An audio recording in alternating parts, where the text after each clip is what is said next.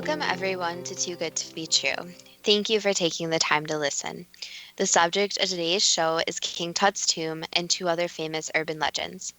Before we start getting into detail, let's just briefly talk about psychic insight and how we apply it.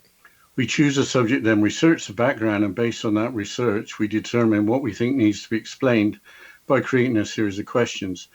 Then Justina provides psychic insight to answer those questions. The psychic insight is narrated towards the end of the show. Accepting the psychic insight is a question of individual belief. Now let's go through the disclaimers. Here are the disclaimers. Neither of us claim to have any expertise in any subjects that we discuss. We relate information we find through research and the psychic insight. We are always delighted to hear from the listeners. The show only lasts an hour. We don't have the time to present exhaustive research on any topic. This means that there will be information that we miss. We want to provide a basis for the psychic insight. We don't care if a theory turns out too good to be true, as the show name suggests. We are only interested in finding out more of the truth about topics. Spirit can only relate insight that is appropriate for our time in history. Free will cannot be affected. Only comments that are appropriate for our time can be given through the psychic insight.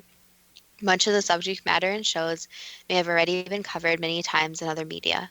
We want to look into subjects in a new, different way and be thought-provoking. We are not so good with pronouncing names, we apologize, and neither of us have any particular knowledge of urban legends or associated subjects. If we have misstated anything, we apologize. Today's subject was entirely based on a listener suggestion, so a shout out goes to the listener who suggested King Tut's tomb, James Dean's car, and the Hope Diamond.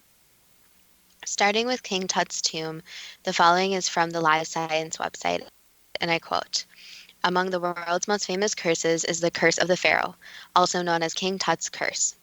Ever since King Tutankhamun's tomb was discovered in Egypt's Valley of the Kings, stories circulated that those who dared violate the boy king's final resting place faced a terrible curse." End quote. The curse of the pharaoh allegedly came to pass in the early 20th century when major discoveries were being made in Egypt. So where was King Tut's tomb besides being in Egypt? Tutankhamun's tomb is located in the Valley of the Kings on the west bank of the Nile opposite Luxor, where the tombs of our pharaohs and nobles were cut from rock. Tutankhamun's tomb was not located inside a pyramid. I don't know how I got the idea that the pyramids were always used for the burial of pharaohs. How was Tutankhamun's tomb found? In 1907, George Herbert, the 5th Earl of Carnarvon, hired Howard Carter to work on the excavation of tombs. Here's part of a Wikipedia article describing the discovery.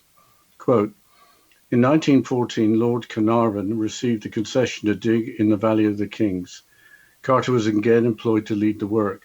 However, excavations and study were soon interrupted by the First World War. Carter spending these war years working for the British government as a diplomatic courier and translator. He enthusiastically resumed his excavation work towards the end of 1917. In 1922, Lord Carnarvon had become dissatisfied with the lack of results after several years of finding little. He informed Carter they had one more season of funding to make a significant find in the Valley of the Kings. On November the 4th, 1922, Carter's excavation group found steps that Carter hoped led to Tutankhamun's tomb, and he wired Lord Carnarvon to come to Egypt. On the 26th of November 1922, Carter made a tiny breach in the top left-hand corner of the doorway, with Carnarvon, his daughter Lady Evelyn Herbert, and others in attendance, using a chisel that his grandmother had given him for his 17th birthday. He was able to peer by the light of a candle and see that many of the gold and ebony treasures were still in place.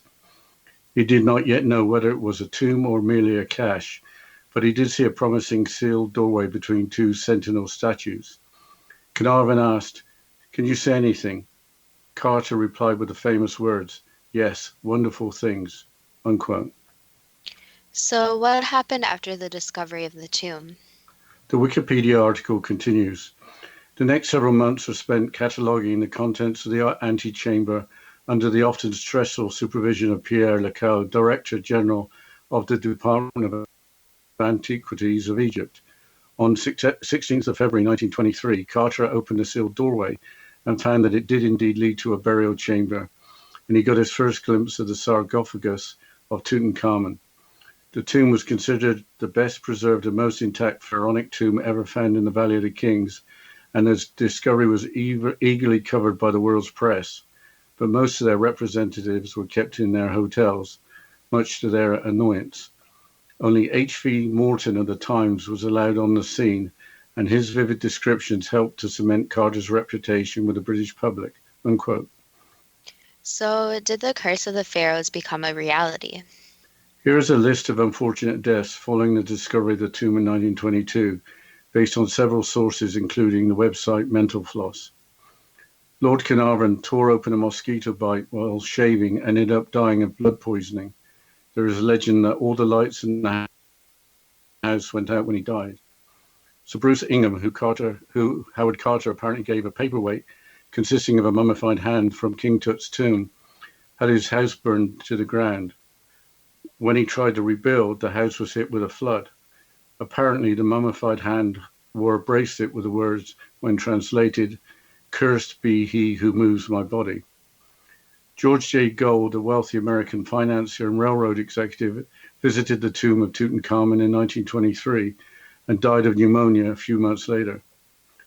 Aubrey Herbert, half-brother to the Earl of Carnarvon, died of blood poisoning after a tooth extraction only 5 months after the death of his half-brother.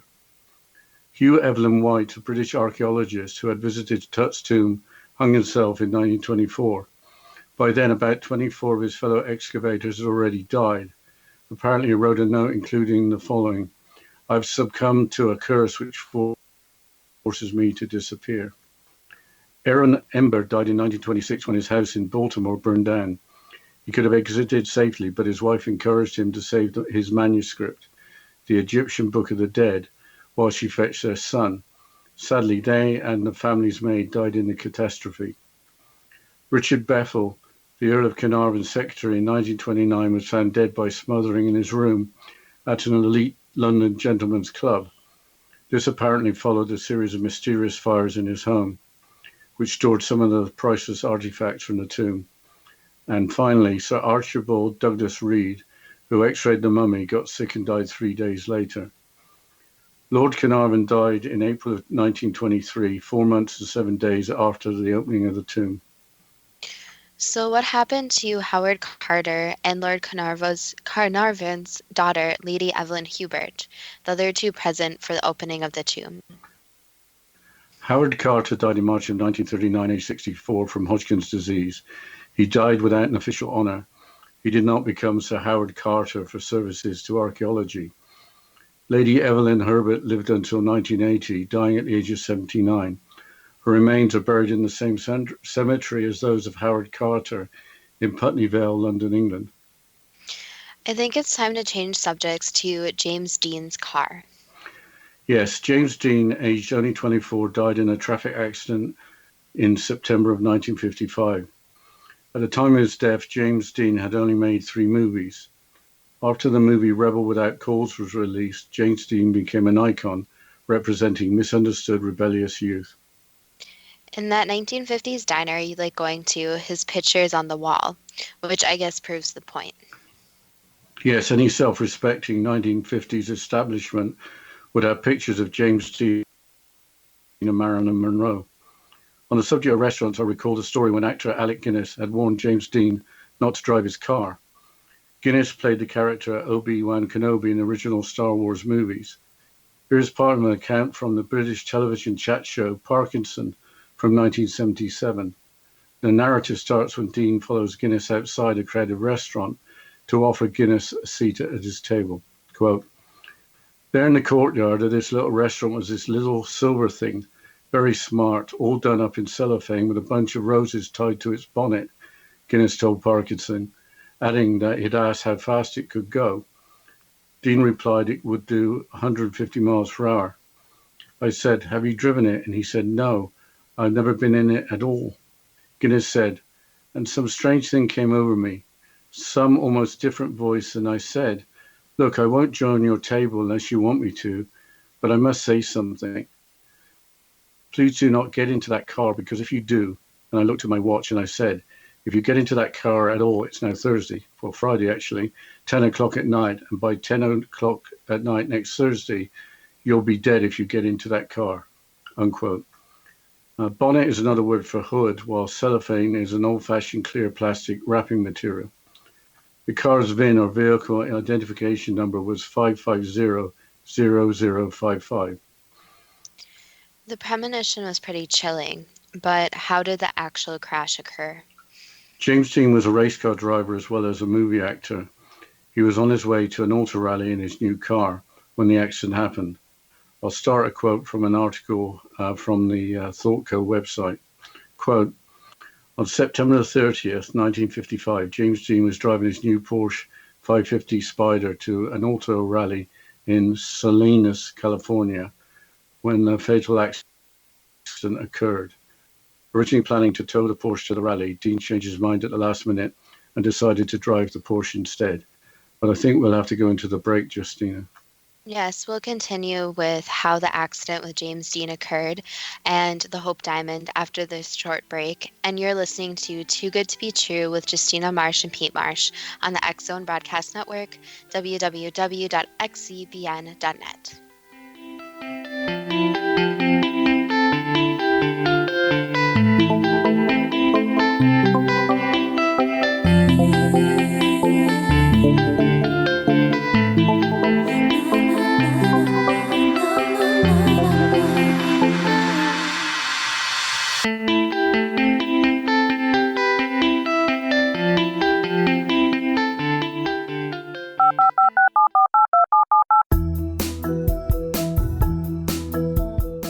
Did you know that when you're on the road with limited data or Wi-Fi, you can still listen to the X-Zone Radio Show with Rob McConnell, The Science of Magic with Gwilda Wiyaka, X-1, Dimension X, Space Patrol, and every minute of the X-Zone Broadcast Network by calling 213-401-0080, courtesy of Audio Now.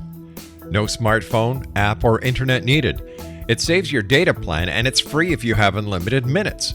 Call 213-401-0080 to listen on any phone, anytime, anywhere. Remember 213-401-0080 for the best of the paranormal, parapsychology, and sci-fi radio programming anywhere, 24/7, 365.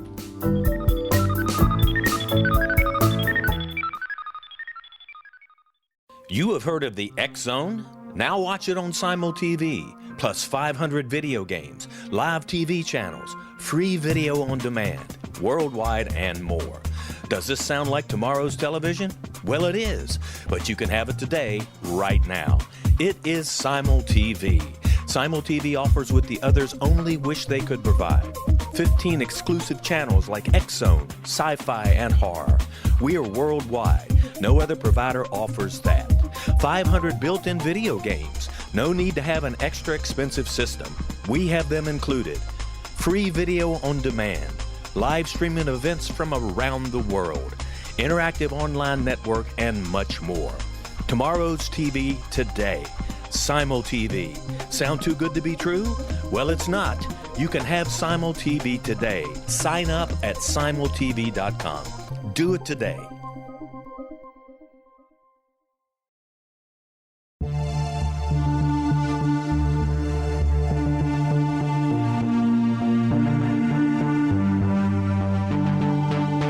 We live in rapidly shifting times of extreme volatility and uncertainty. Such profound change brings a unique opportunity for the evolution of consciousness. I'm Gwilda Wiyaka, host of Mission Evolution Radio Show, a program that explores the latest scientific developments and deepening spiritual truths supporting human evolution. Join me on xzbn.net, where I interview leading experts in science, physics, medicine, spirituality, and more. By applying divergent viewpoints to leading-edge topics, we uncover expansive and evolutionary truth to assist you on your path to enlightenment. More information and past episodes are available at missionevolution.org.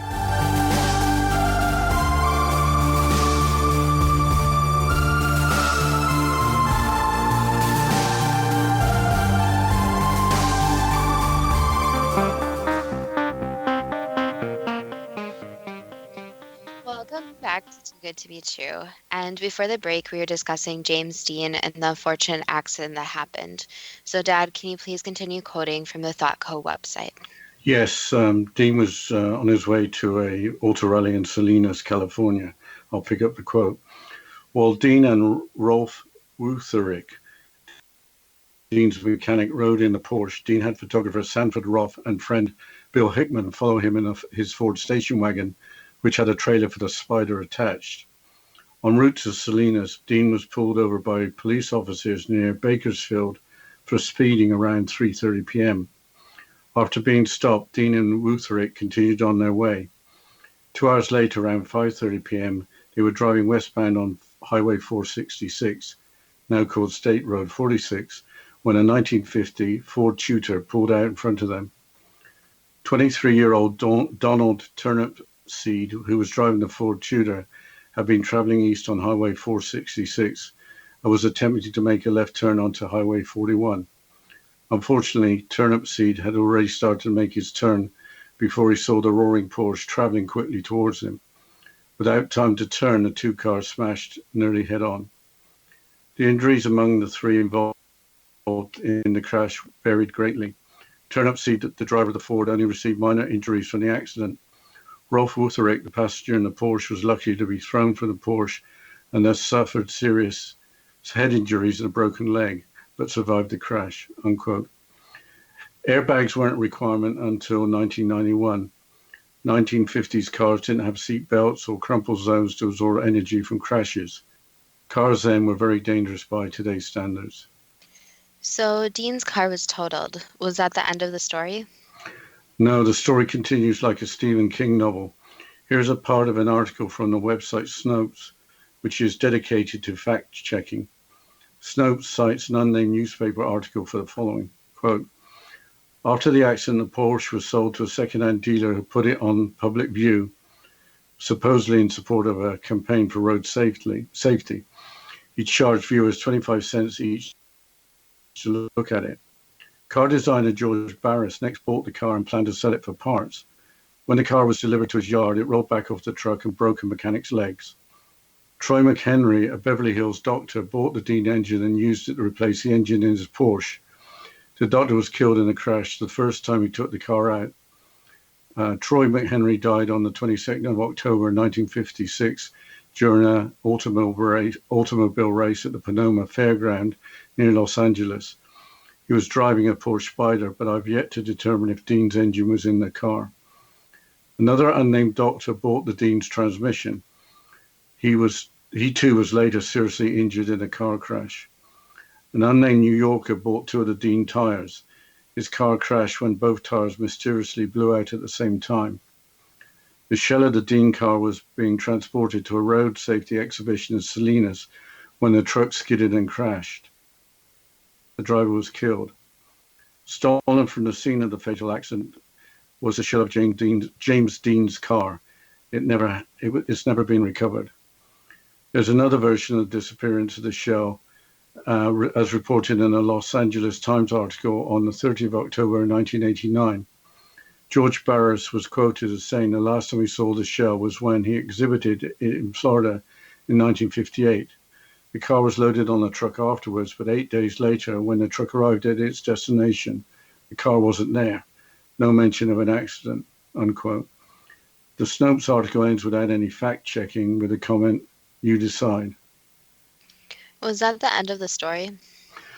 Not quite. In 2005, the Volo Auto Museum in Volo, Illinois, put out $1 million offer for the car around the 50th anniversary of James Dean's death. But by comparison, in 2016, a preserved Porsche 550 Spider was sold at auction for $6 million. It's time to change subject to the Hope Diamond. Here's a description from the website Live Science, and I quote, diamonds have fascinated mankind for centuries, and it's not surprising that folklore and superstitions have arisen involving good and bad luck associated with them. One of the most spectacular gems in the world is the Hope Diamond, a beautiful blue diamond weighing over 45 carats. About the size of a walnut, this stone is estimated to be worth $250 million. However, there are many people who would think twice about buying it, for it is said to be cursed. The dimensions of a famous gem are length of 25.6 millimeters, width 21.78 millimeters, and depth of 12.0 millimeters. So in US customary units, that's approximately 1 inch by 7/8 of an inch by half an inch. 48.5 carats, about a third of an ounce, or about 9 grams, with the stone being described as fancy dark greyish blue. The diamond has been made into a pendant surrounded by 16 white pear-shaped diamonds, along with a chain with another 45 diamonds. But where did the Hope diamond come from?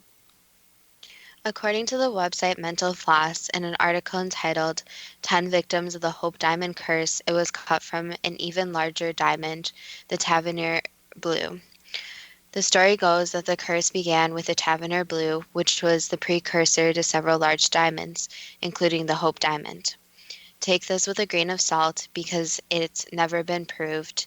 Jean-Baptiste Tavernier stole the 115.16 carat blue diamond from a Hindu statue, where it was serving as one of the eyes. Upon discovering it was missing, priests put a curse on whoever was in possession of the gem, which has included a fair amount of people over the years. Who was the first victim of the alleged curse? Jean-Baptiste Tavernier himself, apparently. Here's an account from Mental Floss, and I quote, "The story goes that French gem merchant Jean-Baptiste Tavernier came down with a raging fever soon after stealing the diamond, and after he died, his body was possibly ravaged by wolves. However, other reports show that he lived until the ripe old age of 84. The next supposed victim was a royal. King Louis XIV bought the stone from Tavernier and had it recut in 1673. It was then known as the Blue Diamond of the Crown, or the French Blue. King Louis died of gangrene, and all of his legitimate children died in childhood, except for one, though that wasn't necessarily atypical in those times." Once it was part of the French crown jewels, it should have been locked away and safe, not to be sold. But wasn't there a revolution in France? Not quite yet. The next supposed victim was not a royal.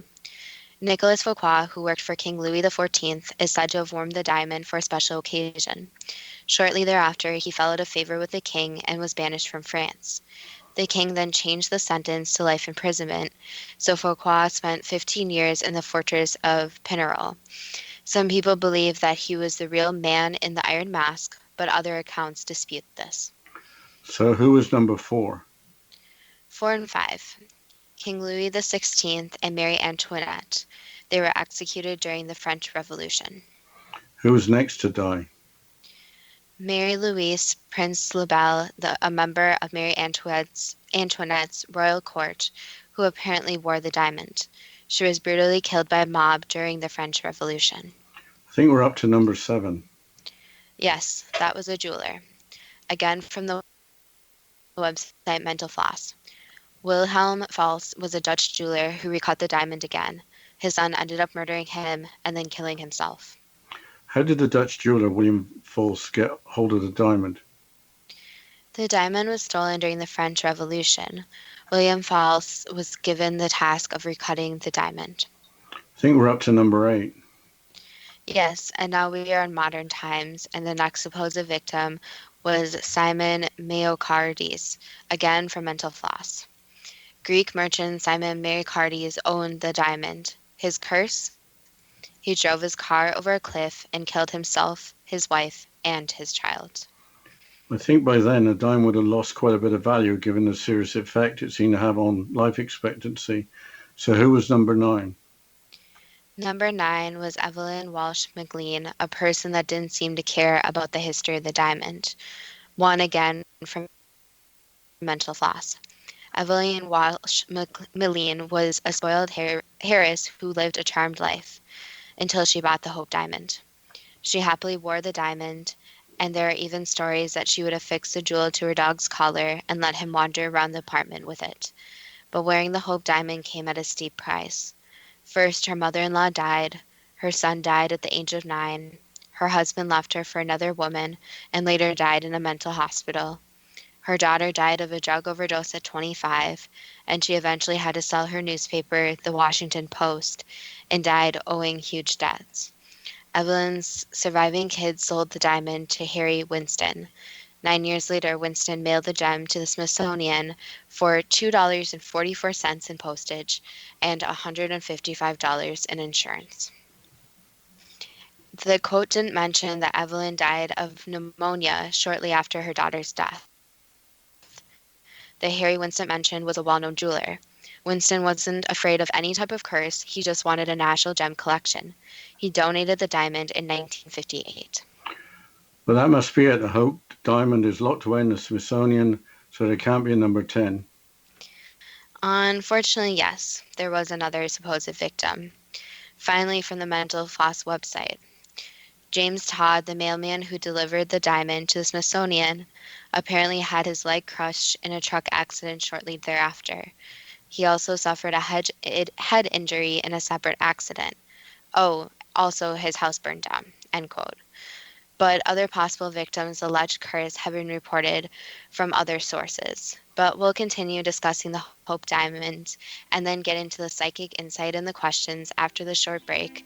And you're listening to Too Good to Be True with Justina Marsh and Pete Marsh on the X Zone Broadcast Network, www.xzbn.net.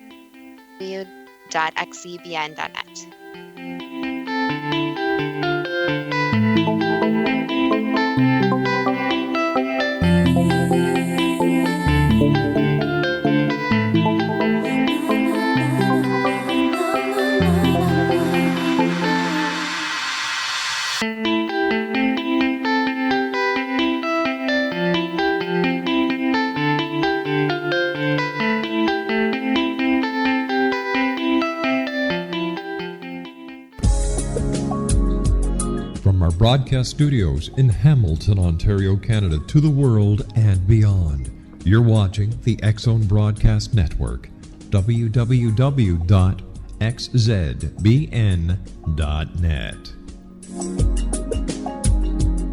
AVS Media Den. You have heard of the X Zone? Now watch it on Simul TV, plus 500 video games, live TV channels, free video on demand, worldwide, and more.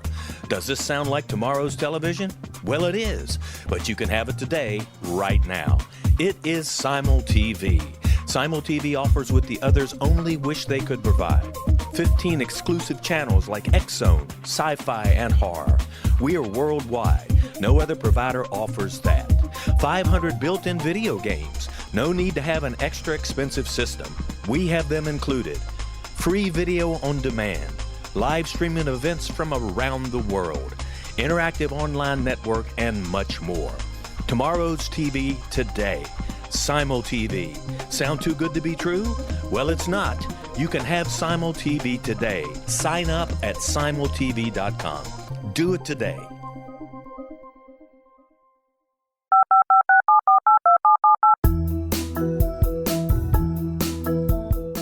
Did you know that when you're on the road with limited data or Wi-Fi, you can still listen to the X Zone Radio Show with Rob McConnell, The Science of Magic with Gwilda Wiyaka, X-1, Dimension X, Space Patrol, and every minute of the X Zone Broadcast Network by calling 213-401-0080, courtesy of Audio Now. No smartphone, app, or internet needed. It saves your data plan and it's free if you have unlimited minutes. Call 213-401-0080 to listen on any phone, anytime, anywhere. Remember 213-401-0080 for the best of the paranormal, parapsychology, and sci-fi radio programming anywhere, 24/7, 365.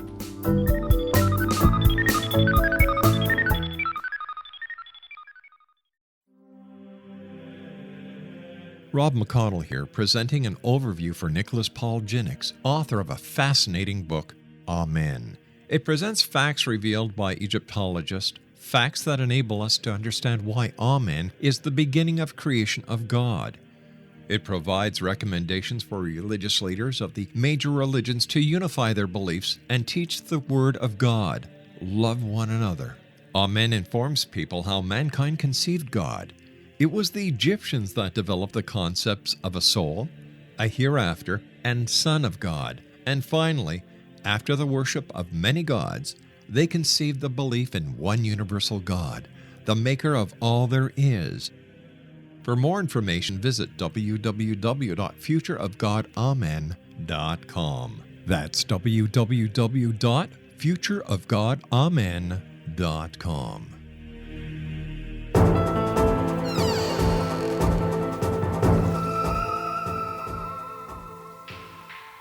Welcome back to Too Good to Be True. And before the break, we were discussing the Hope Diamond and the unfortunate accidents that happened to the owners and people around the Hope Diamond.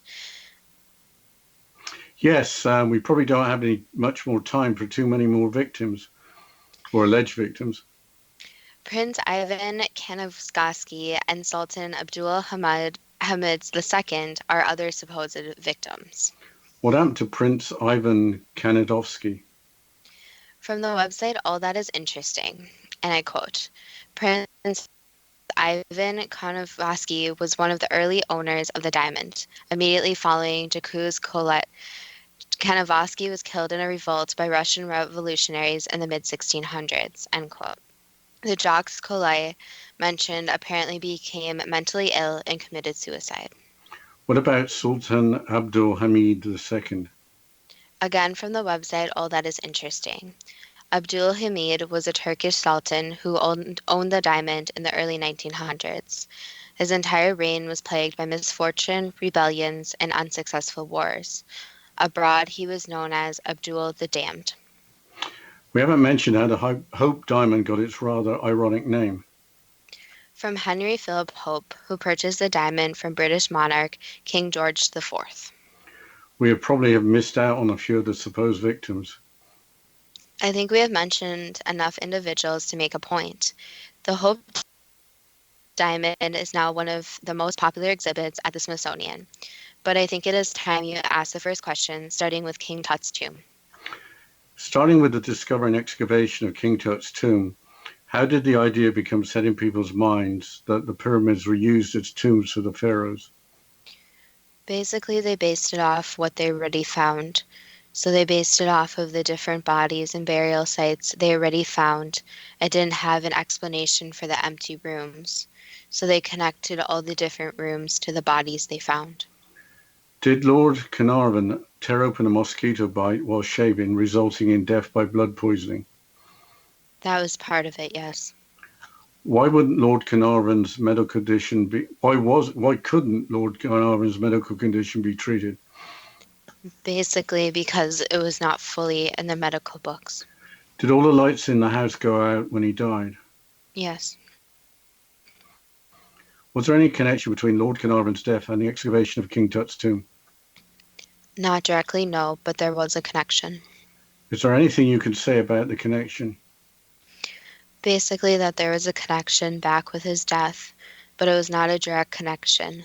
And also that basically it was his time and his life chart, but that his death was suspicious and will stay suspicious for a while. Did Sir Bruce Ingham receive a paperweight as a gift from Howard Carter consisting of a mummified hand from King Tut's tomb? Yes. Did Sir Bruce Ingham's house burn down after he received the gift? Yes. Was the house flooded when Ingham tried to rebuild it? Yes. Were any of these incidents related to the excavation of King Tut's tomb? What can be said is that it's not a smart idea to bring back the artifacts from King Tut's tomb and the pyramids, especially if it's related to the people buried there.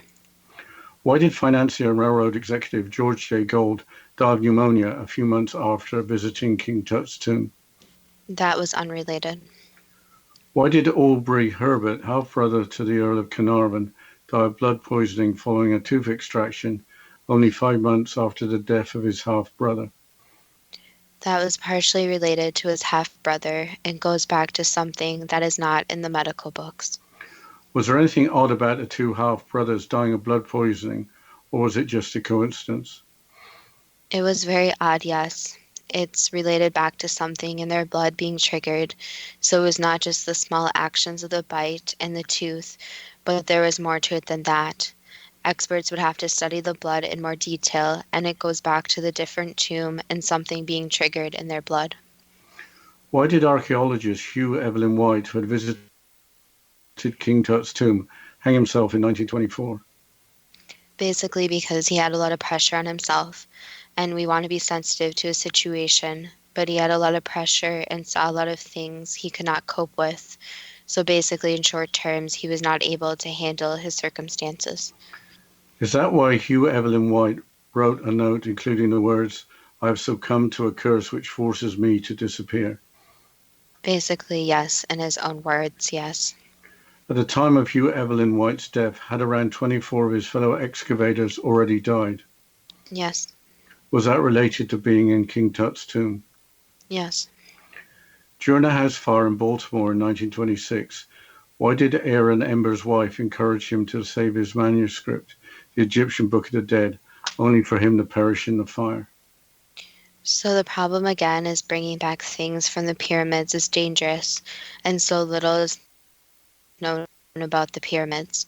So bringing back items and putting them in your own home is not a very smart idea. And she was a very smart lady and had an inclination that something was going to happen, and the manuscript had to be saved. Why wasn't saving his son his priority rather than his wife's priority? Basically, just because of the people's choices and nothing too strange. It's just what they chose. Why did Aaron Ember's wife, son, and the family maid also die in the fire? It was part of their life chart and just what happened. Did Aaron Ember believe in the curse of King Tut's tomb or the curse of the pharaohs? Yes, And you said his wife did too. yes, Was Richard Bethel, Lord Carnarvon's secretary, found dead by smothering in his room at an elite London gentlemen's club? yes. Without naming names, who murdered Richard Bethel and why did they murder him? Basically, he had some information that they wanted and some objects. So it was to acquire this information and objects, and when he wouldn't give it, they decided it was best to kill him. So it wasn't because of being in King Tut's tomb, but it was a criminal act, is that correct? Yes, Did Richard Bethel's murder follow a series of mysterious fires in his home, which had stored some of the priceless artifacts from King Tut's tomb? yes. Why did Sir Archibald Douglas Reed, who x-rayed the mummy, get sick and died 3 days later? The mummy had something bad on it and it affected him. Some kind of biological agent? We really would not call it a biological agent, but instead you could call it a dust or chemical. So it's not something alive, but something that has been long dead, but it affects humans still. So it was toxic. Yes, Were there any artifacts taken from the tomb that have remained secret, undocumented, and not known to the public? yes, many. What is the reason for that? Is it a matter of greed? Yes, and hiding the real purpose of the pyramids. Who else involved in the discovery and excavation besides Aaron Ember believed in the curse of King Tut's tomb or the curse of the pharaohs? Many different people, so a lot of more small name people who were very afraid of the tomb, and many refused to go in it, especially the locals. Howard Carter and Lord Carnarvon's daughter, Lady Evelyn Herbert, were present for the opening of the tomb. Why were they able to live out their lives in a normal manner? Because they weren't actually touching a lot of the artifacts and weren't inside the tomb like the others. Why weren't Howard Carter and his work recognized by Carter being knighted as Sir Howard Carter by the King of England? Basically because the king decided not to, so it was nothing particular, but it didn't seem that important to a lot of people. Why were both Howard Carter's and Lady Evelyn Herbert's remains both interred in the same cemetery in Putney Vale, London, England? There's not too much reason behind it, just that they were. There is really not a strong explanation. They just were. Changing subject to James Dean's car, did fellow actor Alec Guinness warn James Dean not to drive his new car about a week before the fatal accident? Yes. How did Alec Guinness receive the premonition? He just used his intuition, and you could say had a gut feeling. Why was the warning given by Alec Guinness? Was it intended to prevent James Dean's death at a young age? Partially, yes, and he really did believe something was going to happen. Did Alec Guinness normally receive premonitions, or did this happen on only one occasion? There were other ones he received, yes. The Porsche Spider's vehicle identification number was 550-0055. Was there anything significant about the number only including fives and zeros? No, it was just a strange coincidence. Why did James Dean change his mind at the last minute to drive the car to the auto rally in Salinas, California, rather than tow it? Because he thought it would be silly not to drive it, so he thought it was the smarter decision. Was the Porsche speeding just before it collided with a Ford attempting to turn left onto Highway 41? Yes. Why did the driver of the Ford only receive minor injuries, whereas James Dean received fatal injuries? Just the angle the car accident occurred. When the wrecked car was delivered to George Barris's yard, did it roll back off the truck and break a mechanic's legs? Yes. Did Troy McHenry of Beverly Hills doctor buy the engine from the wrecked car as a replacement for the engine in his own Porsche? Yes. Was there a replacement engine from James Dean's car in Troy McHenry's car when it crashed in 1956, killing McHenry? Yes. Was it the first time Troy McHenry had taken out his Porsche with a replacement engine from James Dean's car? Yes, it was. I think we have to go into the break now, Justina. Yes, we'll continue with the questions and the psychic insight about the James Dean's car and the Hope Diamond after the short break. And you're listening to Too Good to Be True with Justina Marsh and Pete Marsh on the X Zone Broadcast Network, www.xzbn.net.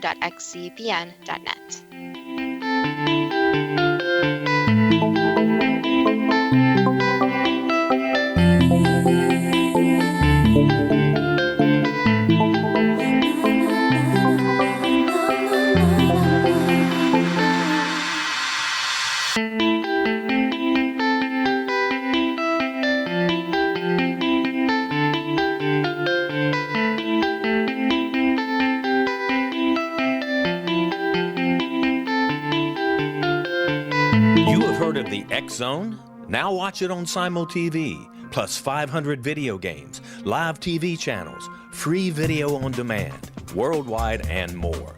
Does this sound like tomorrow's television? Well, it is, but you can have it today, right now. It is Simul TV. Simul TV offers what the others only wish they could provide. 15 exclusive channels like X Zone, sci-fi, and horror. We are worldwide. No other provider offers that. 500 built-in video games. No need to have an extra expensive system. We have them included. Free video on demand. Live streaming events from around the world. Interactive online network, and much more. Tomorrow's TV today. Simul TV. Sound too good to be true? Well, it's not. You can have Simul TV today. Sign up at simultv.com. Do it today.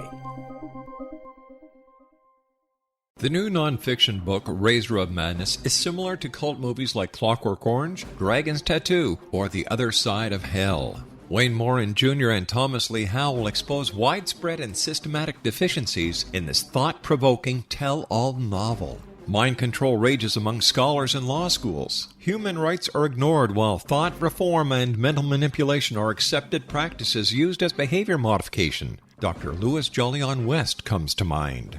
Media and public scrutiny shows that United States mental hospitals are in fact destructive murder industries. Razor of Madness expose novel details this epidemic through an in-depth professional and personal investigation.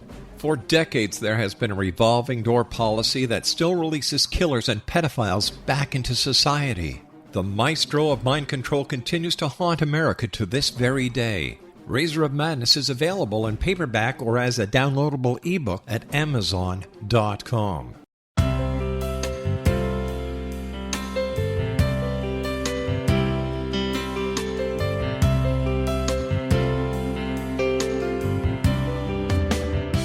The concept of a new age has been around since the late 19th century, yet much of its original meaning has been lost.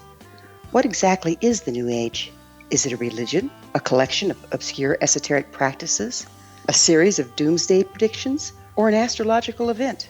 The New Age Chronicles is a unique, complementary publication bringing reason and grounded information to separate fact from fiction. Chock full of valuable information to support you as we make the monumental shift into the new era. You won't want to miss a single innovative issue. The New Age Chronicles newspaper is coming soon to www.newagechronicles.com.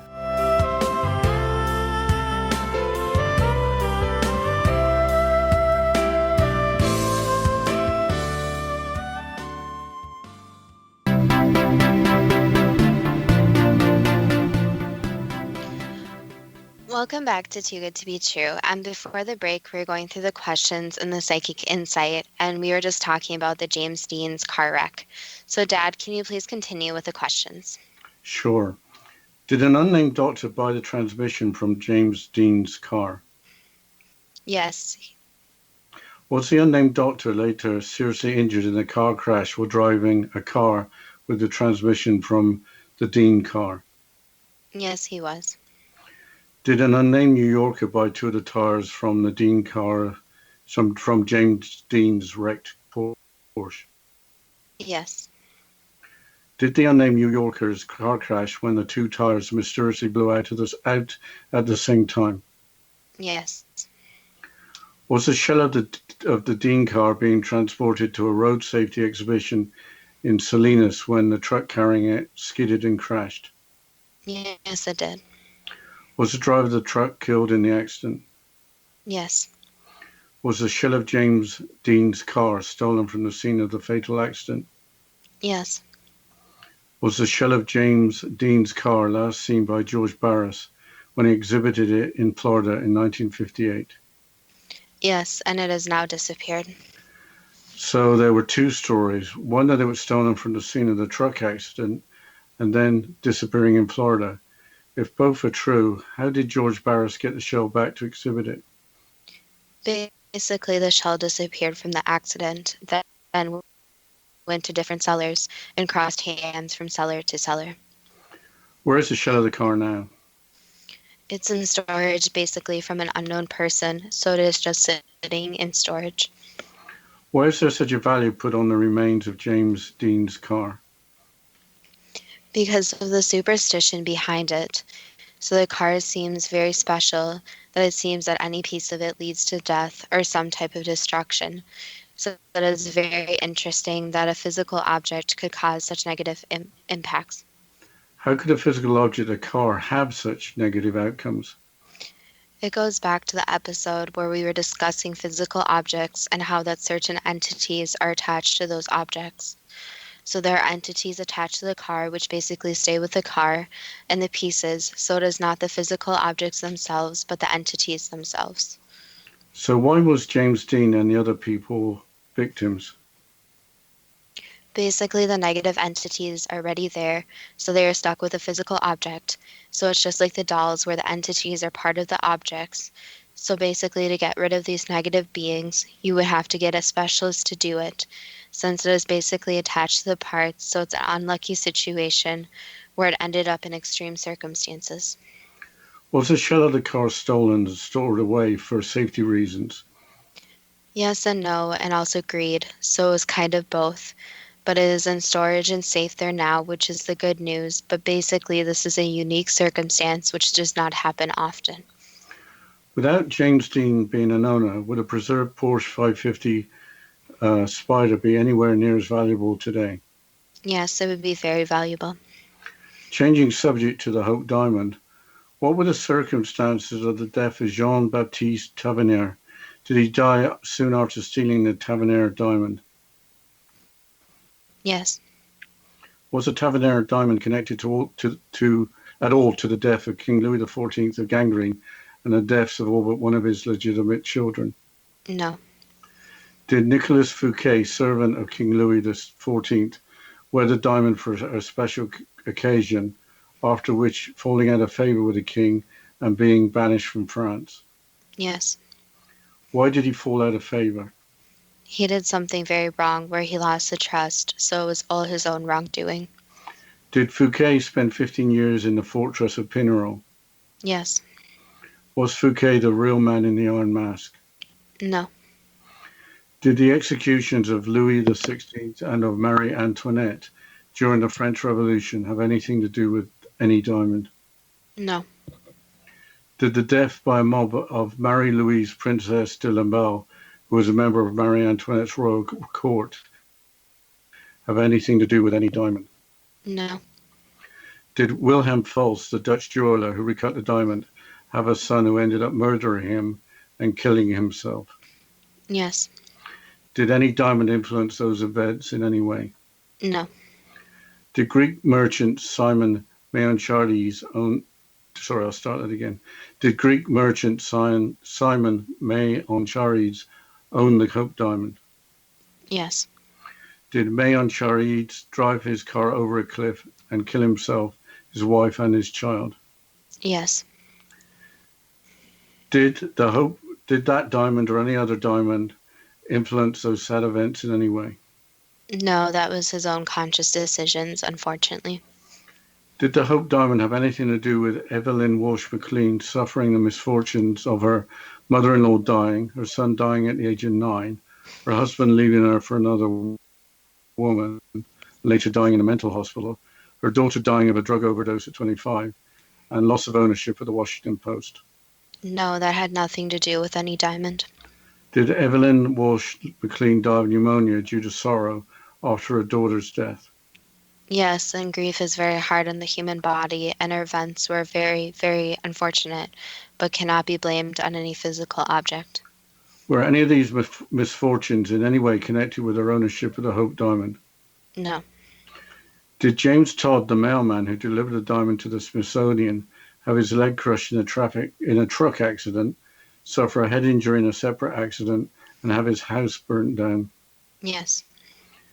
Were any of these misfortunes in any way connected with handling of the package Hope Diamond as the delivery? No. Was Prince Ivan Kanedovsky killed by Russian revolutionaries in the mid-1600s? Yes. Was his ownership of any diamond in any way connected to his death? No. In the early 1900s, was Turkish Sultan Abdul Hamid plagued by misfortune, rebellions, and unsuccessful wars? Yes. Were any of these misfortunes connected to any diamond? No. Were there any persons that we haven't mentioned that were owners of the Hope Diamond or its predecessor who suffered great misfortune? There were others, yes, but it was not the diamond's fault, no. So during the time that the diamond was in ownership and was very in the spotlight, there were many accidents and incidents that happened with the different people.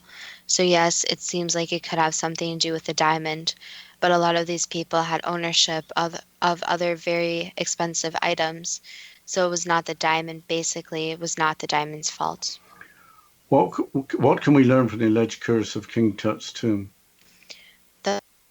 There still is a lot unknown. So there is different technology these days that scans an area and sees if it's safe or not. However, they are not always scanning for the right substances, and there are different substances that cannot always be detected, since there is so little known about chemistry and more to learn. So with regards to the pyramids and different tombs, is that the Egyptians were very smart people. So they made sure that if their body was going to be moved or if artifacts were going to be stolen, that there would be a negative impact about it. So they were very smart and needed to protect the pyramids. And a side note about the pyramids, there's little known about the pyramids, and if someone does research about the pyramids, they will find there is a lot of information that is not clearly stated in a lot of documentaries, but has been found. What can we learn from the alleged curse of James Dean's car? That some physical objects just need to be basically put away and dealt with in a positive manner, but not used for future use. In this case, it was very unfortunate what happened, but sometimes it is best to listen to other people around you and listen to their intuition. And also with a car, there's always a statement that you have to make sure everything is safe with the car and inspect the car, since cars are very convenient, but also very dangerous in any form. What can we learn from the alleged curse of the Hope Diamond? That sometimes physical objects are blamed for different events, but there is no real connection between the physical objects and the events. The diamond is obviously very special, but no, it is not causing any unfortunate accidents, and the different owners all had very unfortunate deaths or incidents happen to them. However, to own the Hope Diamond, you had to be a certain type of person. The most unfortunate incident was the delivery driver, as you stated, was related back to the Hope Diamond, but it was not the Hope Diamond that was related to the unfortunate accidents. That was the last answer.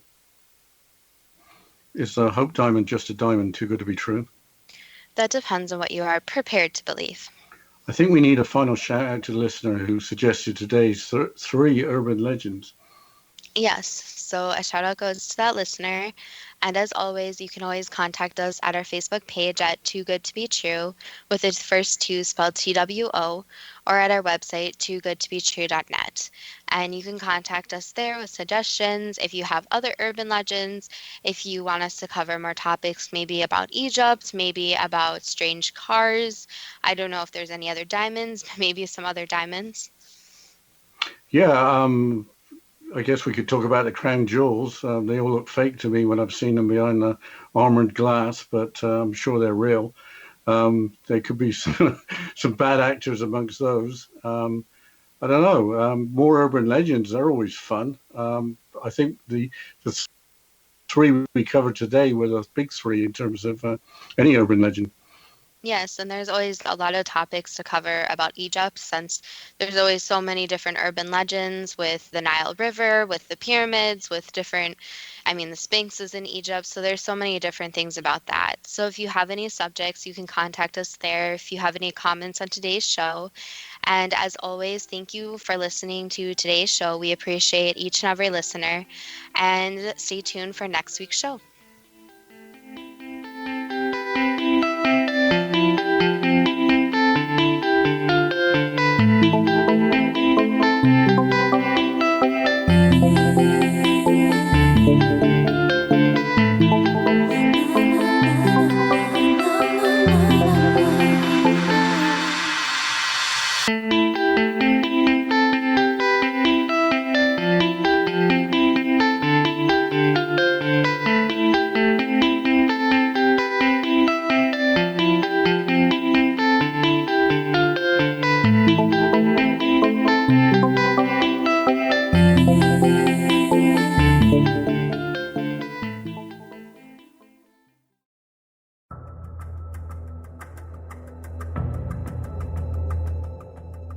Modern Esoteric, Beyond Our Senses by Brad Olson, consummates the lifeology story about where humanity originates.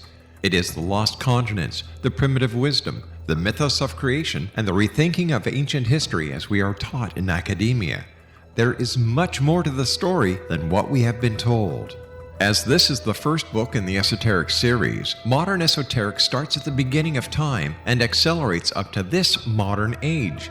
Future Esoteric is book 2 in the series and takes a forward-looking position ahead of today with an open and honest examination of the ET issue and various unexplained phenomena. To discover the writings of author Brad Olson, visit www.bradolson.com. That's www.bradolson.com.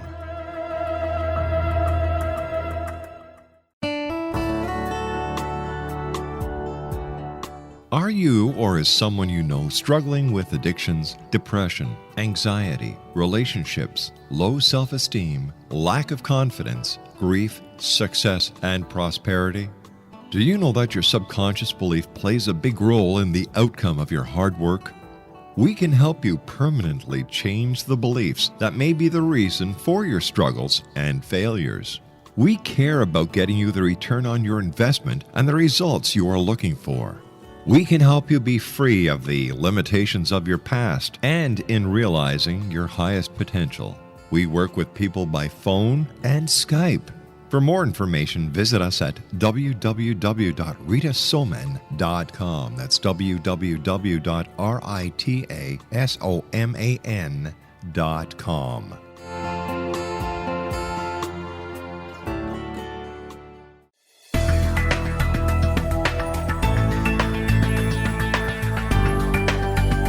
Do you think you have energy problems in your home?